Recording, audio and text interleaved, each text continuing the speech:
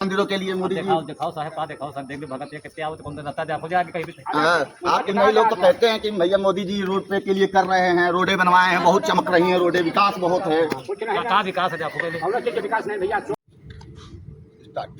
ठीक। माननीय राहुल गांधी जी, आप बिहार में जाते हैं, कहते हैं कि हम बिहार को डेवलप करेंगे नए दिशा से, नए सिरे से, लेकिन आपकी ही सरकार में एक प्रस्तावित प्रोजेक्ट जी लिंक रोड रायबरेली में आज तक नहीं बन पड़ा। आपकी सरकार 10 सालों से थी यहीं पर और आप कुछ न कर पाए।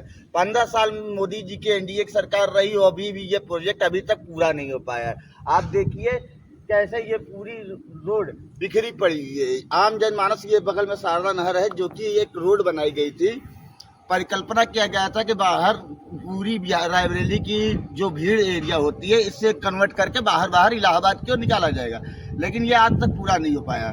मोदी जी, आप पटना को पुणे बनाते हैं, ठीक है, लेकिन आपकी ही सरकार यूपी में है और रायबरेली में लिंक रोड नहीं पूरा होता है।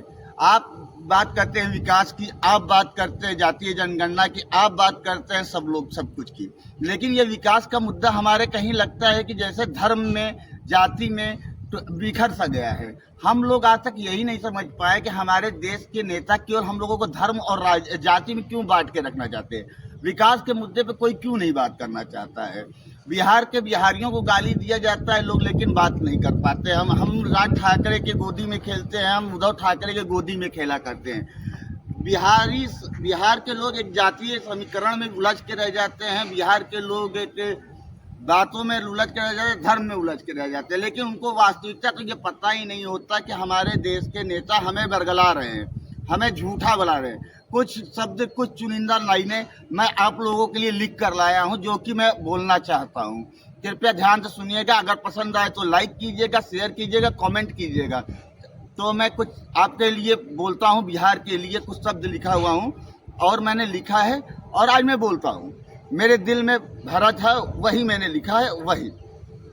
महज यूट्यूब पर फेमस होने के लिए गीत नहीं गाऊंगा, महज यूट्यूब पे फेमस होने के लिए मैं गीत नहीं गाऊंगा। मेहरबानों बिहारी होने का व्याथा कथा सुनाऊंगा, महज यूट्यूब पर फेमस होने के लिए गीत नहीं गाऊंगा। चाहे आप सोचते हो कि ये विषय फिजूल है, चाहे आप सोचो कि ये विषय फिजूल है, लेकिन बिहार का भविष्य ही मेरा वसूल है। आप सोचते हो तो भी बेकसूर हो, आप सोचो तब भी बेकसूर हो, क्योंकि राहुल गांधी, तेजस्वी यादव, नीतीश कुमार, नरेंद्र मोदी, चिराग पासवान, आप सभी बिहारी शब्द वाली गाली और भूखमरी की त्रासदी से दूर हो। आपने नहीं देखी है कि हमने सर पे मैला उठाया है, आपने नहीं देखी है कि हमने अपने सर पे मैला उठाया है, आपने नहीं देखी हमको रिक्शा चलाते हुए, मजदूरी करते हुए, आपने नहीं देखी हमें रिक्शा चलाते हुए, मजदूरी करते हुए, आपने नहीं देखा बिहारी शब्द कह के लोगों हमको गाली देते हुए, आपने नहीं देखा बिहारी शब्द कह के लोग को हमें गाली देते हुए, और आपने नहीं देखी इस बिहारी भूख की पेट की तड़प, और आप लोगों ने नहीं देखी इस बिहारी भूख की पेट की तड़प। काल देवता से हमारी है इस तन की भूखे झड़प। मैंने ऐसा बचपन की दास्तां सुनी है, मैंने ऐसे बचपन की दास्तां सुनी है जहां माँ के हाथों में खून से सिमटा हुआ बेटे की लाश पड़ी है।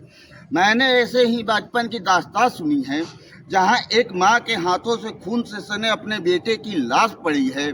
यहाँ गरीबी की कोई सीमा नहीं, यहाँ गरीबी की कोई सीमा नहीं। लाखों बच्चे यूपी, बिहार, बंगाल, उड़ीसा, हर जगह काम करते हैं। अगर पसंद आए लाखों बिहारियों को तो दिल से शेयर कीजिएगा, लाइक करिएगा, कमेंट करिएगा। यहाँ गरीबी की कोई सीमा रेखा नहीं है। लाखों बच्चे हैं जिन्हें बिहारी छोड़कर कोई इज्जत का शब्द आज तक मिला ही नहीं है। शर्म से शर्मनाक जीवन काटे। अगर बिहार के लोगों को मेरी शायरी में इस पंक्ति पे अगर दर्द होता हो तो कृपया लाइक कीजिएगा, शेयर कीजिएगा। शर्म से शर्मनाक जीवन काटते हैं हम, बिहारी नाम की गाली सुनकर दूसरे राज्यों में अपना जीवन बिताते हैं हम।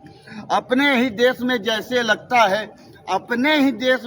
लगता है कि विदेशी नागरिक हैं हम, अपने ही देश में जैसे लगता है कि विदेशी नागरिक हैं हम। उद्धव ठाकरे, राज ठाकरे जैसे कुत्ते हमको बिहारी कहकर बुलाते हैं और मारते हैं। चुपचाप भुखमरी के काम उनका हम अत्याचार सहते हैं। हम महज यूट्यूब पर फेमस होने के लिए मैं गीत नहीं गाऊंगा। जय बिहार, जय बिहार, जय भारत। भाइयों, आप ये विकास देख रहे हैं, यहाँ दोनों लोगों की सरकारें हैं। यहाँ पर एक की सरकार नहीं है। यहाँ राहुल गांधी जी सांसद हैं, यहाँ बीजेपी की सरकार है। आप सोच सकते हैं कि दोनों मुख्य पार्टियां इस रायबरेली में हैं जो केंद्र में राजनीति करती हैं। लेकिन क्या आज तक बिहार की यहाँ पर रायबरेली में शुरुआत से ही कांग्रेस की सरकार रही, कांग्रेस के लोग यहाँ पर सांसद रहे, लेकिन बिहार को, यहाँ रायबरेली को मिला क्या? यहाँ की सारी कंपनियां बंद, यहाँ पर डेवलपमेंट के नाम पर टूटी हुई रोडें, बिखरा हुआ सब कुछ है। राहुल गांधी कभी आते हैं, कभी किसी गरीब से मुलाकात किए? नहीं करिए। तो केवल बिहार में जाके लोगों को, बिहारियों को बरगलाना है। बिहार में जाके केवल लोगों को, बिहारियों को बरगलाना इनका काम रह गया है, कि ताकि ये लोग चाहें कि ये आपस में टूटे रहे, मतभेद रहे, जात के नाम पे टूट जाए, धर्म के नाम पे टूट जाए। ऐसा नहीं होना चाहिए। मैं बिहार के भाइयों से अपील करूंगा, हाथ जोड़कर अपील करूंगा, कृपया प्रशांत किशोर जी को वोट दें। ना जाति, ना धर्म, ना जात पे, ना पात पे, जनसुराज की बात पे मोहर लगाओ, जनसुराज पे।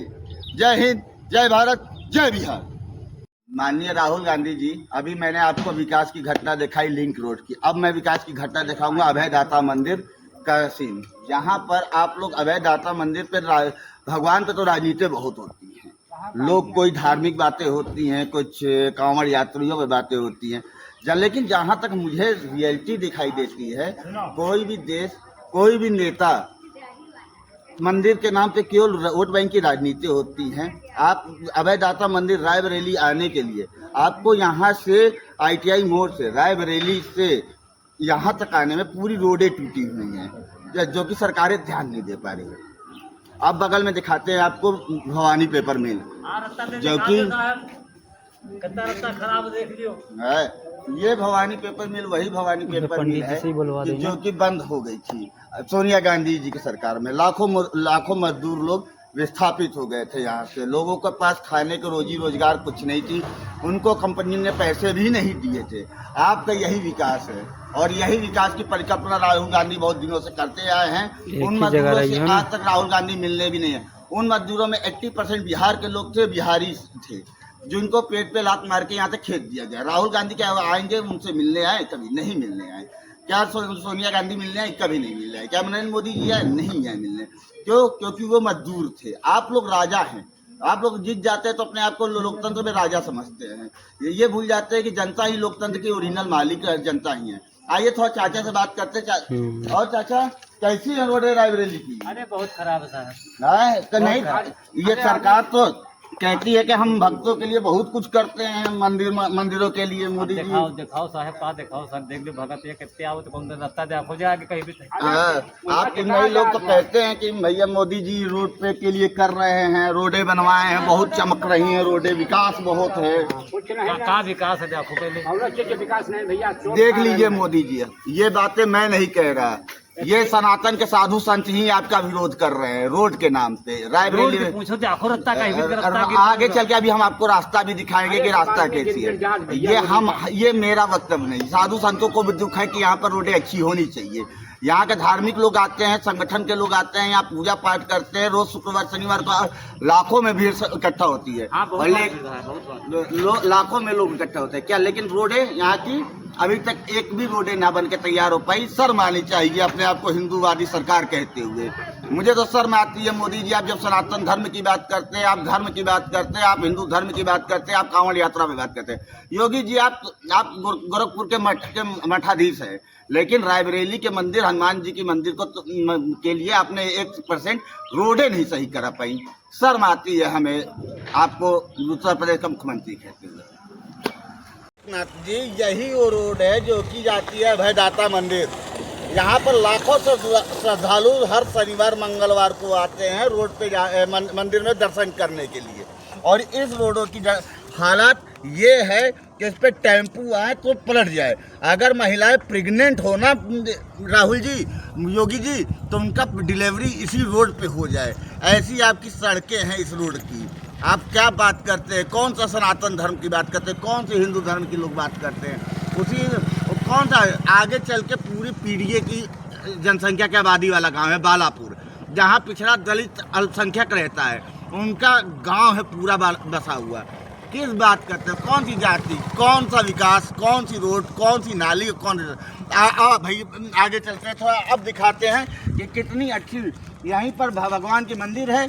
और यहाँ पर देखिए ये यहाँ की रोडें हैं, वो आगे चल के कूड़े के पूरा कूड़ादान है जहाँ पूरा आदमी डालता है। और नगर पालिका जहाँ कांग्रेस की सरकार है, वो नगर पालिका यहाँ सफाई करने तक नहीं आती।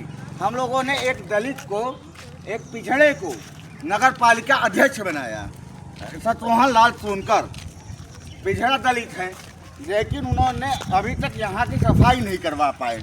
बेचारे क्या करें, मजबूर है, क्योंकि विधायक और उनकी पटरी खाती ही नहीं। दो नेताओं की आपसी झगड़े, पीस कौन रहा है? रायबरेली के लोग। तो गलती किसकी? हमारी, क्योंकि हमने विधायक बीजेपी के चुना, एमएलसी बीजेपी के चुना, सांसद चुना कांग्रेस की।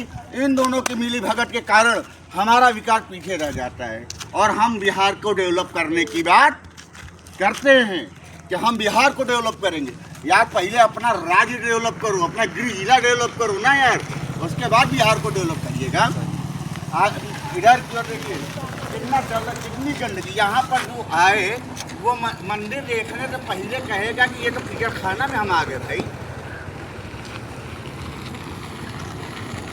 आइए ये रोडों की देखिए, ये क्या बना, ये रोडें हैं आपकी।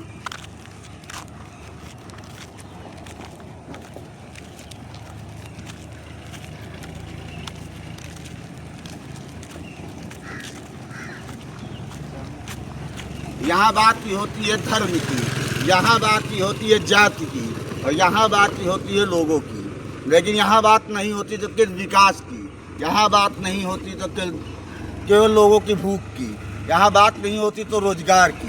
बाकी सब कुछ की हमारे देश में नेता बरगलाने की कोशिश करते हैं, पूरा बरगलाने की कोशिश हमारे देश के नेता करते हैं। बस उनसे ये मत पूछो कि आपने कितने कॉलेज, कितने स्कूलों को डेवलप किया, आप उनसे मत पूछो। आप उनसे पूछो कि बिहार में क्या चल रहा है, तो बिहार को हम स्वर्णिम राजधानी बनाने। अरे पहले यहाँ आपकी सरकारें हैं, वहाँ तो काम करिए ना। जैसे जनाब बहुत दिल दुखता है साहब, बहुत दिल दुखता है। चल बंद। आप सोच रहे होंगे कि मैं किसी जंगल में आ गया, विकास की बातें करते करते, रोड की बातें करते गए, लेकिन आप गलत सोच रहे हैं।